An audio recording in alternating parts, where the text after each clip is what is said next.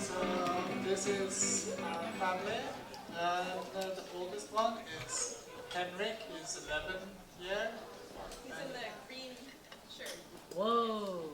He's almost 5'1", guys. Hey. We have Kevin, which is the second one. He is 9, turning 10 in November. Then you have Ruben over here, which is 3, turning 4 in December. Yeah, we can go to the next picture. As we have 3 boys, they're very active and full of energy, so there is always a lot of crazy stuff going on, both outside and inside. But luckily, we can go to the next picture. They also know how to relax and be calm. Ruben's reading chapter books. He pulls out the book and pretends to read because his brothers need to read, especially the oldest.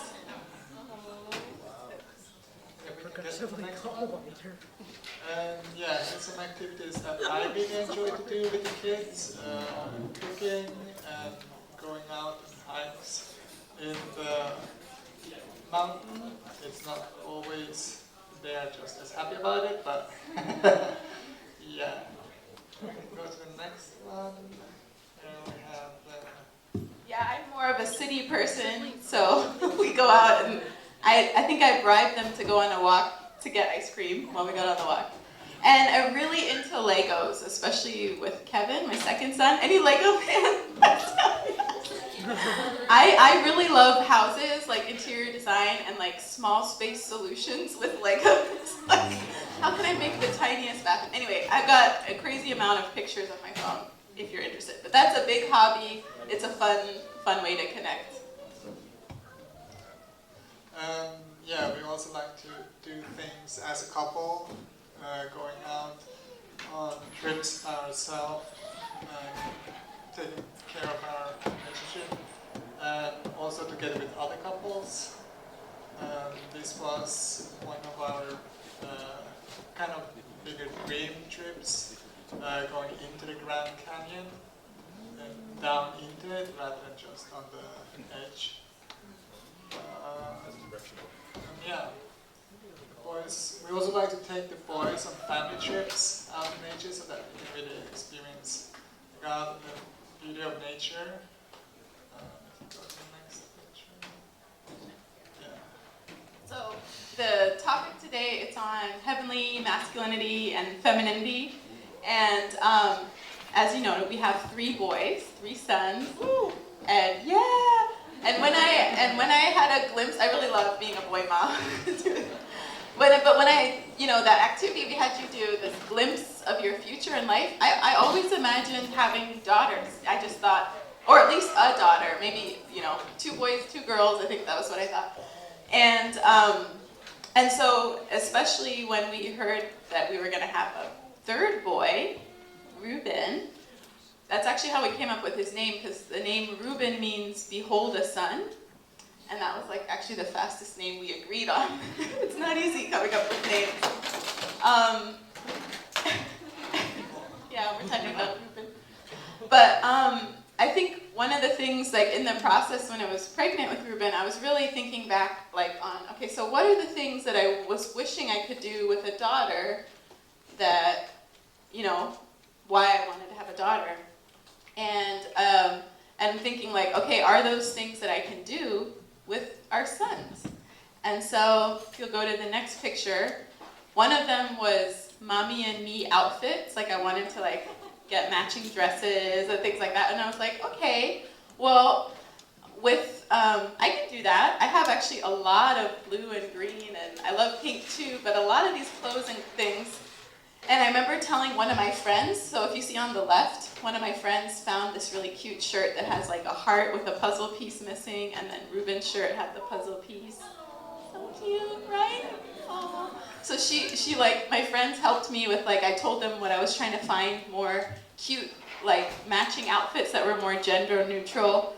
And then this one, that was just by chance, but we were kind of wearing a similar green and blue, green tops, blue pants, and I was like, oh my gosh, we're matching. So it's like that same thing, like it's a small thing, but it's changing that concept, right? Like, how can I do this with my son?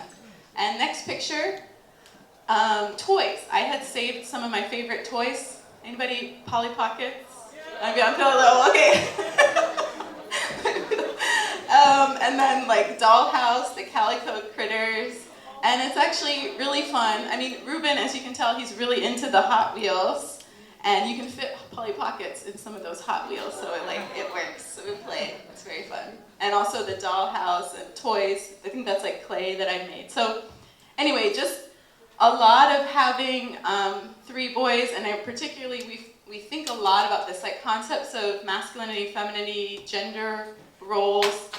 And if you go to the next slide, I think for Alexander, one of the big things for him, for like having a daughter, is like that kind of tenderness, going more easy on them.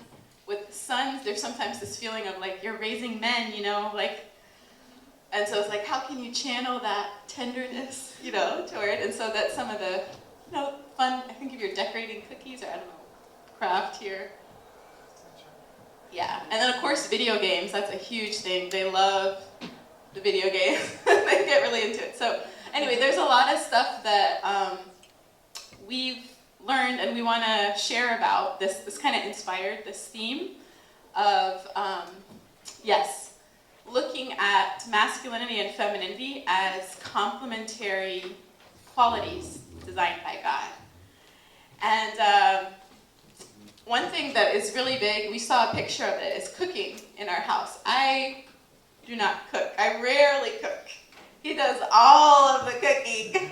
And he's a trained chef. Yeah.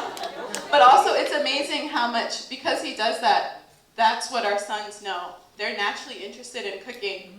I wish they were half as interested in like the cleaning that I try to get them interested in. But they'll gravitate towards cooking because Papa cooks. Like, there's so much just by watching him that they're learning. But I do want to, so kind of going into the interesting experiences, we wanted to give a little, like, for kind of instead of doing this like brother-sister night, right, where we often go into groups, brothers talking and sisters, wanted to share a bit of perspectives like me, what are helpful things for you to know, the brothers particularly, that you might not understand in preparing for your future wives. And Alexander is speaking to the sisters in particular, what are helpful things to know in preparing for your future husbands or in your couples now for our couples. So cooking is one example where I will often tell, particularly women, when I tell them that my husband's a chef, there's like universally, again, in all the places we live, the same action is like, oh, that must be amazing. And then their eyes glaze over for like a second or two, and they're thinking. And so I wanted to ask the men here, what are they thinking in those few minutes? What do you think? Just shout out some ideas. What are they imagining? What was that? Ratatouille. Ratatouille, the movie. Yes, yes. Anybody else? We'll do 2 or 3 more. What are you thinking the women are imagining what it's like to have a husband that's a chef? They don't. What was it? They don't have to work in the kitchen. Mm-hmm. Breakfast in bed. Mm-hmm. Anything else? All right, let's hear from some of the women. What do you think, what is going through your mind when you hear someone, if your husband's a chef, or you hear someone has a husband as a chef? That's pretty cool. Stress-free, stress-free. That's what? Stress-free. Stress-free. I'm getting served. I'm getting served. Anyone else? Any other last one? Cooking together. Huh? Cooking together. Cooking together. Right. Yes. And some, especially moms, will be like, oh, that must mean he knows how to grocery shop. He knows how to use all the kitchen equipment and help him to clean. This is the biggest one. Because, you know, like I said, this is a big deal that we're here together But many times, many of you maybe here have seen me in different places or traveling. I'm able to go on a trip because he can stay home and cook for the kids. That is like huge. Like so many of my mom friends will go on mom trips, but they're planning meals out for the kids before they can even go on the trip. So it's like that is like huge. So this is a very not low-key plug. Brothers, invest some time in cooking. You don't need to become a chef, but even grocery shopping, all those other things, meal planning, grocery shopping, understanding some basic cooking equipment thing, those are all huge parts of it. We think of cooking, we think of the nice meals on the table, but there's so much more around cooking support. So, one first tip, we'll start there. Okay, now, go to the sister.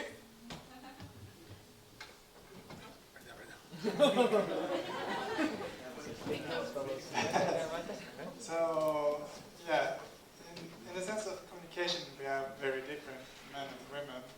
And I feel it's like, especially, I can't put everyone under the same thing, but I feel like a lot of men is very focused on a topic. And when we're having a conversation, at times, suddenly that topic disappears into 3 other topics. And I feel at a loss. It's like, well, this has nothing to do with what we started talking about. It might be that they have something to do with it, but I'm still at a loss. It started about one thing, and we end up somewhere that my mind would never think about even going.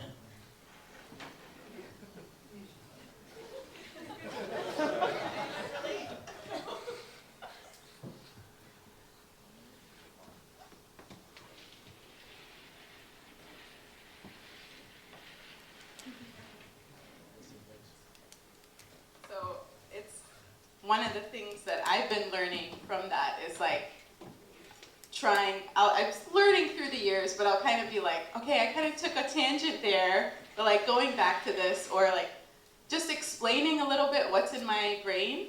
But something that Alexander has done really well is like just listening. It's like for a lot of women, we just need to like talk it out, and we kind of go the whole way, and there's everything's connected, right? But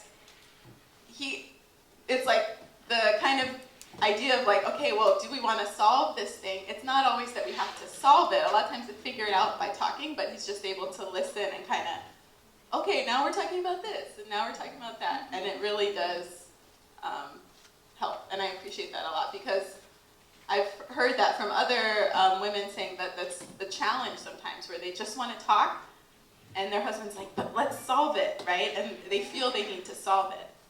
So I think that's a great tip too. Like if you feel like, I don't know what to say, I'm not so great at communicating, listening is like gold star, right?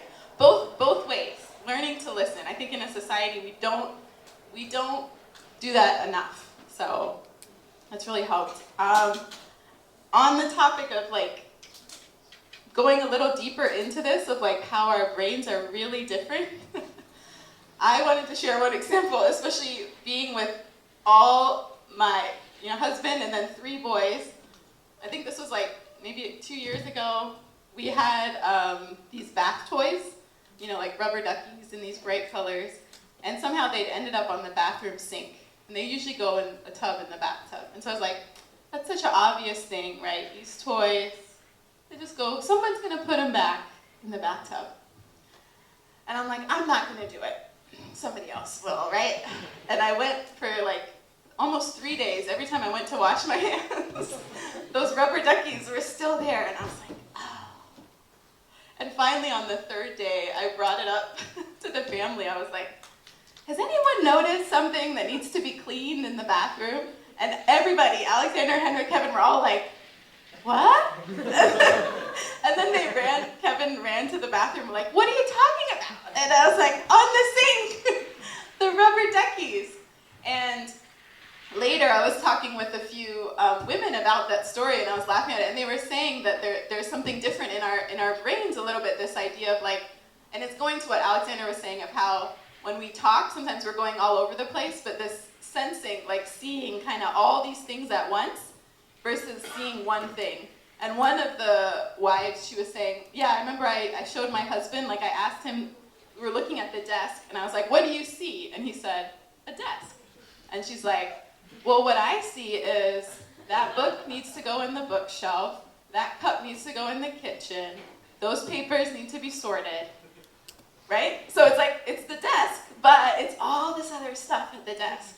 And so it's like, again, what we want to talk about here is, this is designed by God. We're different. And I came from a lot of frustration. We're sharing both these sort of challenges that I think traditionally it's different. So we want to, it's a conflict, right? Oh, if he just saw the rubber duckies. If she just said one thing, right? But no, right? God designed these differences. There's something there. There's a reason that they're there, and there's a way they can complement. But we're going to go into one more one that's like a big difference area, and then go a little more deep. So another thing is, I guess some of you have heard about the 5 love languages. Yeah. You guys know about it? Yeah. That's good. Should we explain it? Or does someone want to explain it? From the crowd? That knows what they are? Okay, Yoshi. There are like 5 ways in which we receive love and also give love to other people. They're like giving gifts or serving people or touching or words of affirmation. I can't remember. Quality time. Quality time, thank you. Yeah. So spending quality time together. Anybody want to guess what mine is? Quality time. Service. Physical touch.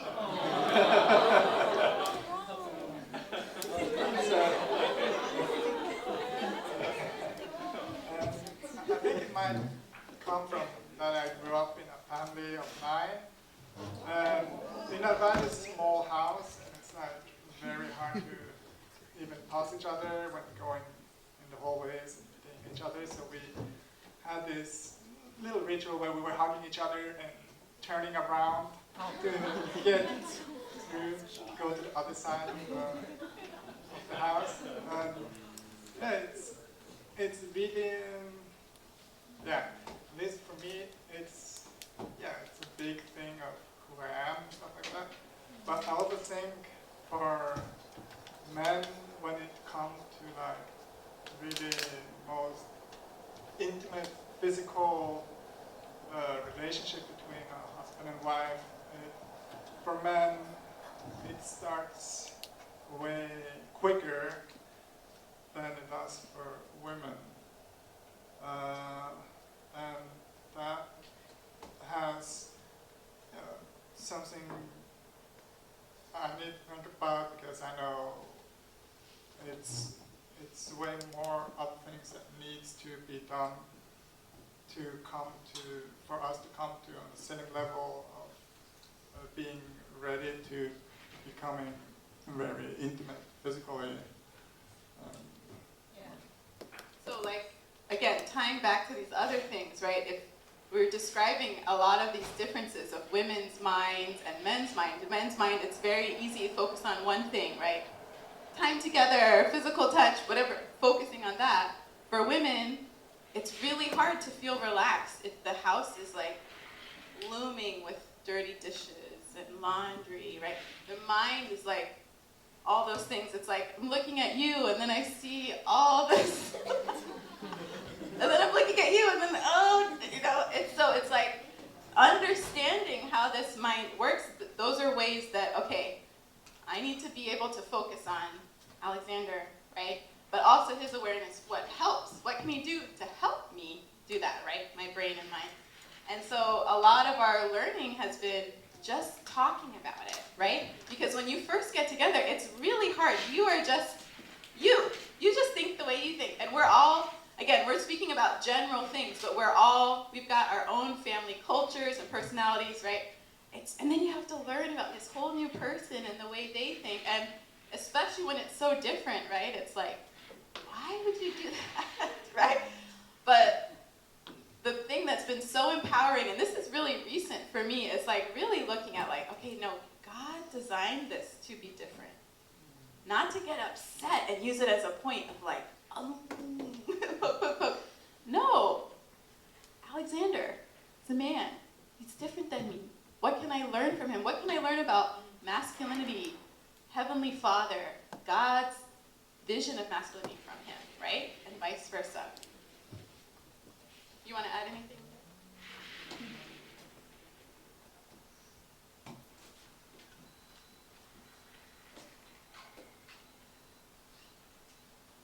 mean, yeah, it's all, and also not just of being men or women, but also having different upbringings and different things. As I said, we were 9 people living in a small house, so if it was a wall of something as part of the house, so when, like she was talking about, he stuck his on the sink, I'm like, oh well, they're just there. Probably some decoration they have decided to put out there. It's not even enough clutter to register in my mind as like, oh, that's messy. So, yeah, growing up in a house that barely saw the floor, it's like, yeah, we are different, just not only in being male and female, but also from our upbringing and how things are. So there are many things we can learn through communicating with each other. Because if we don't communicate it, we will get stuck on why doesn't he see what, it's so messy, it's not on the right spot. But for me, it's like, they're fine. They'll eventually go where they're supposed to go. But yeah. I sometimes say that to my sons. I'll be like, when you guys wake up in the morning and the living room is clean, that's not a fairy. That's mommy. Let's help out. And that's actually how a lot of our family is. It's like, it's less about gender roles and norms, who cooks, who cleans, right? It's more about teamwork and team culture, right? Like, we're all part of the family. We all help. There's not like, that's a girl's job or boy's job or mommy's job. It's like, how are we all learning and taking care? And so that's been a really empowering thing that's been learning and joy of having our boys and all 3 boys. And I just wanted to go a little deeper because this has been a big, I think, recent reflection for me a lot is this question, as I put up here, and I've said it several times, right? Like, what was God's intention with these differences? And it dawned on me that, like, one of the reasons why we go so naturally to conflict is because that's the first experience of Adam and Eve, right? It was conflict between men and women instead of the first experience of harmony, right? But if we talk about building Chanilguk, an ideal world, how do we create that harmony, right? And so I started looking. I love design. I always think, okay, God's designer, what was the intention? And one example I think you can see is in even men and women, like, body. And I feel like a lot of things make sense now as parents, particularly. That's where, like, first as couples, but especially as parents, that's where I see the harmony and God's intention in why men and women are different. So if we can show the next picture. This is just a simple example, but we have, with men, for example, you tend to have stronger shoulders, right? Easier to carry. That's little Reuben again. Yeah, that's right, that picture.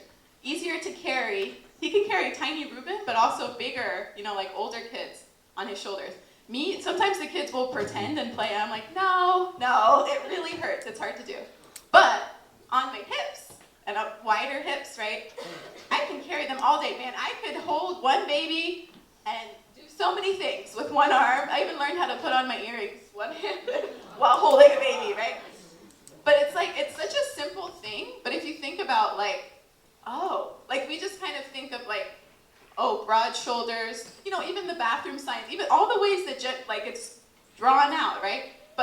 the real intention made a lot more sense when I think of our kids. And that's just like a physical example, but also like very practically, like in how we raise them. Like we had this one challenge with our middle son, Kevin, who would just like openly lie, you know? We would catch him in a lie. We're like, Kevin, that's not the truth, you know? I can't remember one of the scenarios, but it was happening a lot when he was around 7. And you would get really frustrated because he's thinking about 21-year-old Kevin, who's going to get in a lot of trouble if he lies like that, you know? How do we stop this, nip it in the bud? But me, I'm very kind of this present, I would say this like a fatherly, this future direction, but the motherly energy is very sort of present. Okay, 7-year-old Kevin, what's going on, right? What is 7-year-old Kevin? Why is he lying like this? Why is it? A lot of the times he's just like, we would ask him, did you clean your room? And he'd be like, yeah, because we have this rule, clean before screen, right? So he's like, I cleaned it. And then we're like, it's not clean. But he just would say whatever to get what he wanted, right? So it was like learning, okay, how do we see him now, but also how do we pay attention to this for the future? And it's like, you know, too much of one without the other, it's missing that complement. So a lot of, I feel like these questions, a lot of being parents has really helped me to see more the beauty and the complement and the harmony is what we can bring together when masculine and feminine work together. So I wanted to show one more, I read this, it's not my idea, but this idea of what does like, how can you think of like the best way of supporting masculine and feminine together?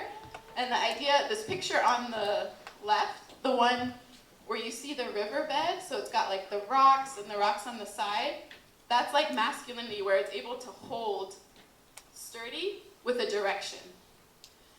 And then the feminine energy is like the water that can be all over the place. Sometimes it's still, sometimes it's all over, you know, it's all these, but it's flowing. It's able to be contained and safely flow in this kind of direction together, right? That's a healthy version of how masculine and feminine work together well. The one on the left is an unhealthy version. This is something, I found it on Google about like problems where people are just making dams, like they just put little things in the stream, but it's really destructive, like not nature made. And if you can imagine it, right, what happens if you're thinking of masculine and feminine, if the feminine energy is trying to flow and be itself, but it's constantly getting blocked, it's too much, and the masculine is trying to control it, right? It's not working together and it creates a lot of friction. So, again, one more example that I feel is like, for me, when I think about where is the place that I feel the safest in the whole world, legit, really. And it's like, it's an example of this, but I feel, you know, in some ways it's so simple, but it's because I feel totally trusted, like secure with Alexander, right? So that the strength of his arms is like there to protect me. But again, if you see an unhealthy example, strength of physical arms, it can be used to hurt, right, and harm, and that totally destroys that sense of protection, right? So it's really up to us, right, how we can think of that intention design, but it's actually, there's so much beauty through that, right, when we lean into that. Is there anything else you want to add? Okay.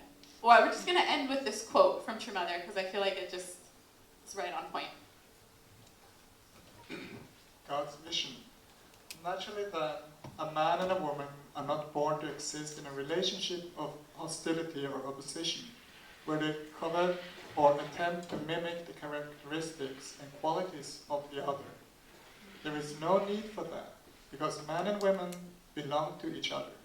Their relationship is originally designed to be one where all their qualities, as well as possessions, are shared with each other, so that both can achieve completion and perfection, and thus together become a whole greater than the sum of the parts.